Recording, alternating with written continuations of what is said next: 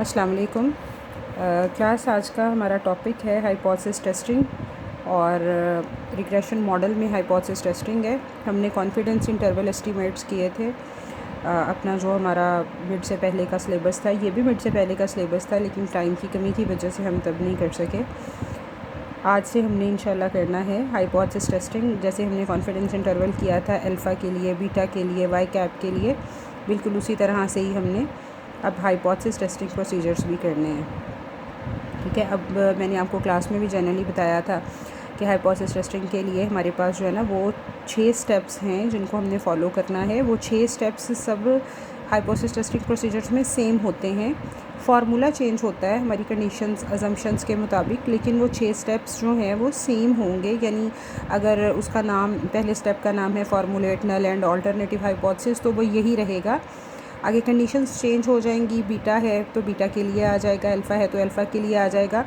तो ये बुक 2 है, बुक 2 का पेज 357। यहाँ से point number 21.3.1 testing hypothesis about beta. ये यहाँ पर अगर सिंगल SIS है तो ये एक हाइपोथेसिस है, अगर SES है तो एक से ज़्यादा हाइपोथेसिस है। ठीक है, उसके बारे में ये यानी ये डिफरेंशिएट है, ये सिंगुलर है और ये प्लूरल है। उसके बाद ये थोड़ा सा आपको बता रहा है, suppose that we wish to test the hypothesis that population regression coefficient beta है some specified value beta not, we draw random sample. ये हमारा रैंडम सैम्पल है। आपको पता है रिग्रेशन में हमारे पास पेयर वाइज डेटा होता है, यानी x1 y1 x2 y2, जितने x उतने ही y। तो इस तरह से कह रहे हैं कि हमारे पास पेयर्स ऑफ ऑब्जर्वेशंस हैं, और चूँकि ये 2 वेरिएबल्स के साथ होता है डाटा, तो इसको कहते हैं बाईवेरिएट। ठीक है, normal population. And find the estimated regression equation Y cap is equal to a plus B X, where B the sample estimate of beta is normally distributed with mean beta and standard deviation this. ये वही mean और standard deviation है जिसके बारे में मैंने आपसे कहा था, जो आपसे मैंने लिखवाए भी थे कि एक्सपेक्टेड वैल्यू ऑफ बीटा क्या होता है और इसी तरह से वेरिएंस ऑफ बीटा क्या है। ठीक है, यानी मैंने आपसे करवाया था expected value of beta cap is equal to beta, और इस तरह से मैंने आपको ये भी आपसे पूछा था कि वेरिएंस ऑफ बीटा कैप क्या है। तो आपने मुझे बताया था जी SY on X divided by summation X minus X bar whole square root. ठीक है, ये आपने मुझे बताया था। तो ये यही बात कर रहा है यहाँ पर भी। इसका मीन जो है वो बीटा है और बीटा कैप का। ठीक है, यानी ये सैम्पल एस्टिमेट बीटा कैप, जिसको हम बीटा कैप कह रहे हैं, उसको ये कह रहे हैं बीटा 2। तो हमने इकोनोमेट्रिक्स में से बीटा कैप के नाम से पढ़ा है। And standard deviation this one, आपको पता है ये पॉपुलेशन के लिए है, इसलिए सिग्मा लिखा हुआ है। तो हमने जब सैम्पल की बात करनी है तो ये SY ऑन X हो जाएगा, divided by summation X minus X bar whole square root. ठीक है, उसके बाद ये इसका उसने आपको फार्मूला बता दिया, T स्टैटिस्टिक लगेगी, और ये जो SB है उसका फार्मूला यानी स्टैंडर्ड डेविएशन ऑफ बीटा, अभी जिसकी बात मैं कर रही हूँ यहाँ पर कह रहे वो क्या है, वो ये है जब हम सैम्पल के लिए यूज़ करेंगे। अच्छा, अब हम आते हैं हाइपोथेसिस टेस्टिंग प्रोसीजर की तरफ। तो हाइपोथेसिस टेस्टिंग प्रोसीजर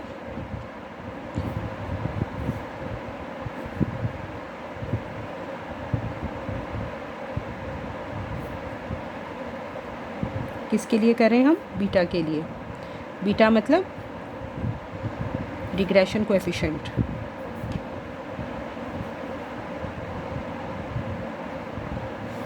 अच्छा, पहला हमारा जो स्टेप है, अब मैं बार बार बता रही हूँ, ये सब में ऐसे ही लिखना है हमें। पहले स्टेप में हमने नल और अल्टरनेटिव हाइपोथेसिस के बारे में फार्मूलेशन करनी है।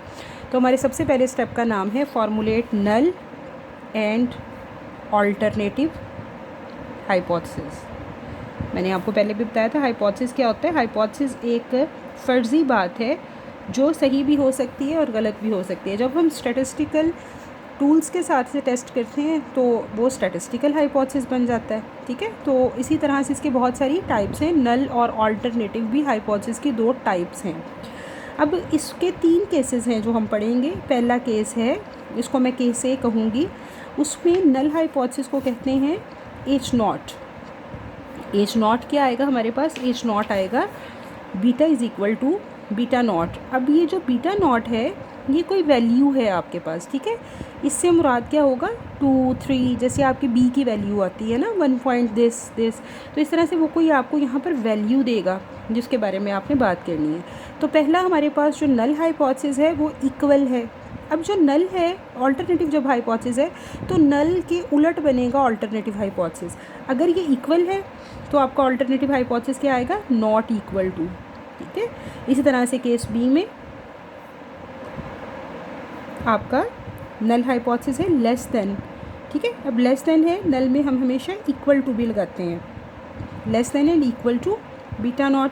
अगर नल लेस है तो हमारा ऑल्टरनेटिव क्या आएगा, ऑल्टरनेटिव आ जाएगा ग्रेटर देन, क्योंकि ऑल्टरनेटिव हमेशा नल से उलट होता है।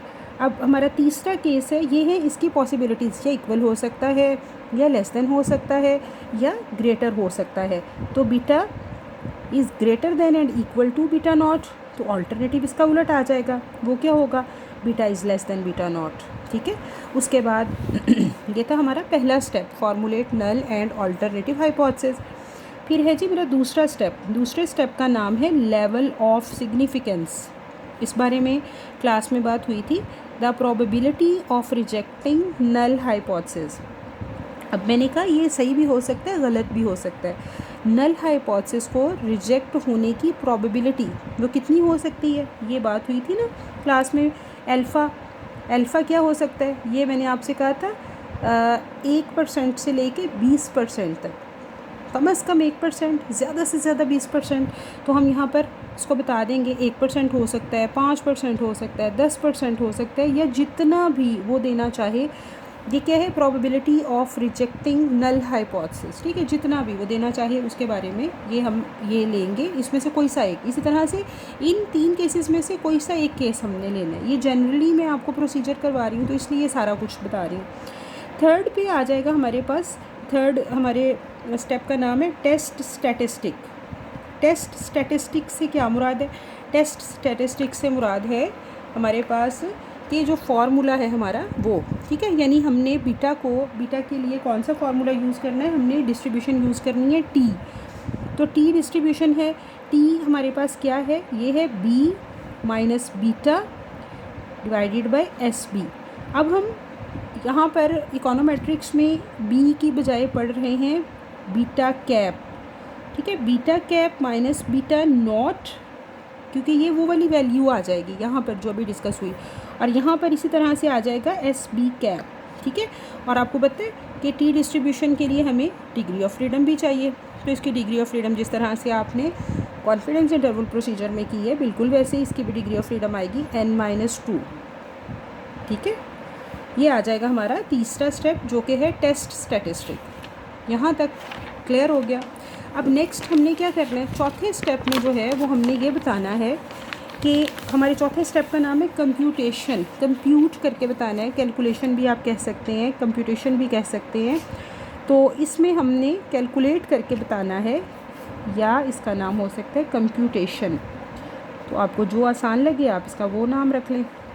इसमें आपने क्या करना है, इसमें हमने कैलकुलेट करनी है value, calculate the value of T by using given information. जो हमें उसने इन्फॉर्मेशन दी है उसको यूटिलाइज़ करते हुए हमने टी की वैल्यू निकाल लेनी है, बस और कुछ भी नहीं करना इस स्टेप में। अब आ जाएं पांचवें स्टेप पे, इसको ज़रा गौर से समझिएगा। इसका नाम है क्रिटिकल रीजन या रिजेक्शन रीजन, ठीक है। आपको जो सही लगे आप इसका वो नाम रख सकते हैं अपनी याद दहानी के लिए। वैसे इसका नाम, इसको हम लोग C.R, यहाँ से आया क्रिटिकल रीजन, C.R, इससे हम लोग इसको नॉमिनेट करते हैं C.R से। अब बेटा जितने हमारे पास नल हाइपोथेसिस हैं उतने ही हमारे पास, यानी जितने ये केसेस हैं, अगर यहाँ पर ये 3 केसेस हैं A, B, C, तो उतने ही केसेस हमारे पास C.R में होंगे, ठीक है।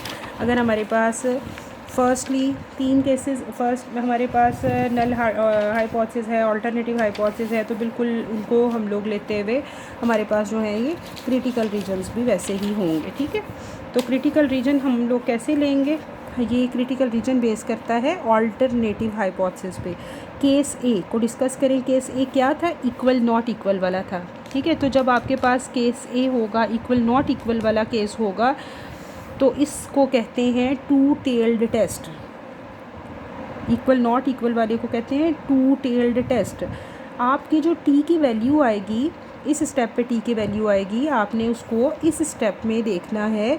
हमने टेबल से वैल्यू देखनी है, जो पेज 244 पे मैंने आपको टेबल रेफ़र किया था ना कॉन्फिडेंस इंटरवल वाले क्वेश्चंस के लिए, उसी टेबल में से आपने वैल्यू देखनी है और फिर आपने बताना है आपके टी की वैल्यू जो आपकी ने इस स्टेप में फाइंड आउट की है। ठीक है, वो वैल्यू यहाँ पर जब हम रीजन्स लाई करेंगे तो उसके बाद वो किधर लाई कर रही है, वो एक्सेप्टेंस रीजन में आ रही है या रिजेक्शन रीजन में आ रही है। तो इसके लिए क्या करना है हमने, इसके लिए जब ये केस ए है तो इसको कहते हैं टू टेल्ड टेस्ट, और रिजेक्शन रीजन क्या होगा, वो होगा -t α/2 with nu less than t α/2 with nu. ये वाली वैल्यूज़ आपको टेबल से देखेंगे आप लोग, और ये वैल्यू जो है इसको हमने जस्ट अभी देखना है, इसके बारे में अभी फ़िलहाल हम कोई डिसीजन नहीं ले रहे, जस्ट हमने देखना है। ठीक है, तो इसकी शेप कैसी आएगी, इसकी शेप ऐसी आ जाएगी। यहाँ इन्फिनिटी है, यहाँ माइनस इन्फिनिटी है, सेंटर में 1 - अल्फ़ा होता है ना, तो इधर अल्फ़ा होता है। ठीक है, हाफ अल्फ़ा हम इधर देते हैं और हाफ अल्फ़ा इधर आ जाता है। ठीक है, सेंटर में 1 - अल्फ़ा है। इस पॉइंट का नाम है -t α/2 विद न्यू, और इस पॉइंट का नाम है t α/2 विद न्यू। और ये वाला जो रीजन है इसको कहते हैं A.R एक्सेप्टेंस रीजन। ये जो आपको शेडेड एरिया नज़र आ रहा है ये है रिजेक्शन रीजन्स। अगर हमारी t की वैल्यू जो कि इधर आई थी स्टेप 4 में, अगर वो हमारी ये वाइट एरिया में लाई कर रही है तो हमारा डिसीजन अगले स्टेप में होगा कि हम अपने हाइपोथेसिस को, नल हाइपोथेसिस को एक्सेप्ट कर लेंगे। अगर वो यहाँ फॉल कर रही है तो हम अपने नल हाइपोथेसिस को रिजेक्ट कर देंगे फॉर केस ए। ठीक है, अब हम केस बी को डिस्कस कर लेते हैं। केस बी मैंने क्या लिखा था, केस बी में मैंने आपसे कहा क्रिटिकल रीजन बेस करता है ऑल्टरनेटिव हाइपोथेसिस के ऊपर। तो मेरा केस बी में ऑल्टरनेटिव हाइपोथेसिस है ग्रेटर में। ठीक है, ऑल्टरनेटिव हाइपोथेसिस ग्रेटर में है, तो मैं यहाँ अपनी याद दहानी के लिए लिख लेती हूँ कि मेरा यहाँ पर जो है ना वो ग्रेटर है। ठीक है, अब जब हमारे पास हाइपोथेसिस ग्रेटर में आएगा तो हमारे पास ये होगा वन टेल्ड टेस्ट। ठीक है, इस टेस्ट को कहते हैं वन टेल्ड टेस्ट, यानी इसका जो क्रिटिकल रीजन है वो एक टेल पे आएगा, या दोनों पे नहीं आएगा, सिर्फ एक पे आएगा। और कौन सी टेल होगी वो, चूँकि ग्रेटर है तो राइट टेल होगी, अगर लेफ़्ट है, अगर ये लेस है तो फिर लेफ़्ट टेल पे आएगा। तो इसका हमारे पास जो क्रिटिकल रीजन को हम कैसे डिफ़ाइन करेंगे, हम कहेंगे कि अगर हमारी टी की वैल्यू ग्रेटर हो जाती है टी अल्फ़ा से, तो तब हमारा क्रिटिकल रीजन है। उसको भी मैं आपको डिफ़ाइन कर देती हूँ, वो कैसे होगा, इसकी शेप होगी कुछ ऐसी, और इसका क्रिटिकल रीजन सिर्फ इस राइट टेल पे ही लाई करेगा। इस पॉइंट का नाम है टी अल्फ़ा। ठीक है, माइनस की वैल्यू ही नहीं आएगी। अब ये सारा रीजन जो है इसका ये एक्सेप्टेंस रीजन है, और ये सिर्फ इतना सा पोर्शन इसका क्रिटिकल रीजन है। ओके, अब हमारे पास है केस सी। केस सी हमारा लेस देन वाला जो है वो केस रह गया, तो हम यहाँ पर अपनी याद दहानी के लिए लिख लेते हैं लेस देन वाला। ठीक है, अब इसका क्रिटिकल रीजन कैसे बताएंगे, इसका क्रिटिकल रीजन होगा T less than -t alpha with nu. Case B में और केस सी में क्या फ़र्क आया, सिर्फ डायरेक्शन का फ़र्क आया, वैल्यू वैसे ही देखनी है, सिर्फ हमने उसके साथ इसका मैग्नीट्यूड माइनस लगा देना है। उसी टेबल से वैल्यू देखेंगे, सिर्फ उसके साथ माइनस अटैच कर देंगे, और इसको भी कहते हैं वन टेल टेस्ट, यानी इसका क्रिटिकल रीजन सिर्फ एक टेल पे लाई करेगा। ठीक है, तो हमारे पास ये आ जाएगा, इसकी शेप कुछ ऐसी आ जाएगी, और इसके सिर्फ लेफ़्ट टेल पे क्रिटिकल रीजन होगा। ठीक है, इस पॉइंट का नाम है T alpha with new, minus infinity से पॉजिटिव इन्फिनिटी, ये सारा पोर्शन इसका एक्सेप्टेंस रीजन। ये हो गया हमारा स्टेप 5। उसके बाद लास्ट स्टेप कंक्लूजन है। कंक्लूजन में आपने क्या करना है, कंक्लूजन में आपने ये करना है कि रिज़ल्ट भी कह सकते हैं इसको। अब हमने ये सारा कुछ देखना है कि हमारे पास जो हमने टी की वैल्यू निकाली थी स्टेप 4 में, उसके बाद हमने स्टेप 5 में देखा क्रिटिकल रीजन में आया नहीं आया, हमने उस सारे को कंपाइल करके पूरा जितना था हमारा उस सारे के बारे में हमने अब स्टेप 6 में एक रिज़ल्ट ले लेना है, एक कंक्लूजन ले लेना है कि हमारा जो है नल हाइपोथेसिस वो एक्सेप्ट हो रहा है या रिजेक्ट हो रहा है। ठीक है, तो हमने क्या करना है, वी रिजेक्ट, यहाँ पे हमें इसका कंक्लूजन लिखना है, we reject null hypothesis as the value of T falls in critical region और अदरवाइज एक्सेप्टेड। हमने क्या किया, हमने ये करना है कि नल हाइपोथेसिस को रिजेक्ट कर देंगे अगर टी के वैल्यू फॉल की क्रिटिकल रीजन में, या अगर इसके उलट हुआ यानी जो हमारी टी की वैल्यू है वो एक्सेप्टेंस रीजन में अगर फॉल की तो फिर हम एक्सेप्ट कर लेंगे, अदरवाइज़ एक्सेप्टेड। किसको, नल हाइपोथेसिस को। ठीक है, अब मैं आपको एक क्वेश्चन बताती हूँ इसके बारे में, एग्जांपल देखते हैं और फिर मैं आपको इसका क्वेश्चन भी बता देती हूँ कि इसके कौन कौन से क्वेश्चन हैं। इसको गौर से जो है ना वो बार बार देखें इस वीडियो को, और आपको पता चल जाएगा कि क्या है। अगर किसी को कोई क्वेरी हो तो वो भी आप मेरे से पूछ सकते हैं। एग्ज़ाम्पल की तरफ चलते हैं। एग्ज़ाम्पल है बेटा मेरे पास 21.4। ठीक है, तो इसमें उसने आपको ये सारी इन्फॉर्मेशन दी है। In a linear regression problem the following sums were computed from a random sample of size 10, summation x, summation y, summation x square, summation x y, summation Y square, और साथ में बताया using 5% significance level test the hypothesis that the population regression coefficient beta is greater than 0.5 is greater than 0.5। ये जो इसने आपको ये बात बताई है ये आपका ऑल्टरनेटिव हाइपोथेसिस है। जो आपको वो स्टेटमेंट में एक वाज़ेह सी बात बताएगा इज़ ग्रेटर दैन और इज़ लेस दैन या कुछ भी, तो वो ऑल्टरनेटिव हाइपोथेसिस के लिए होगा। ठीक है, अगर ऑल्टरनेटिव ग्रेटर है तो आपको पता है कि नल हाइपोथेसिस उससे उलट होता है। ठीक है, तो हम सबसे पहले अपना जो है वो बनाते हैं नल और ऑल्टरनेटिव हाइपोथेसिस। ये एग्जांपल नंबर 21.4 है और इसमें उसने आपको सारा कुछ दिया हुआ है। आपने पहले स्टेप में क्या लिखना है, formulate null and alternative hypothesis.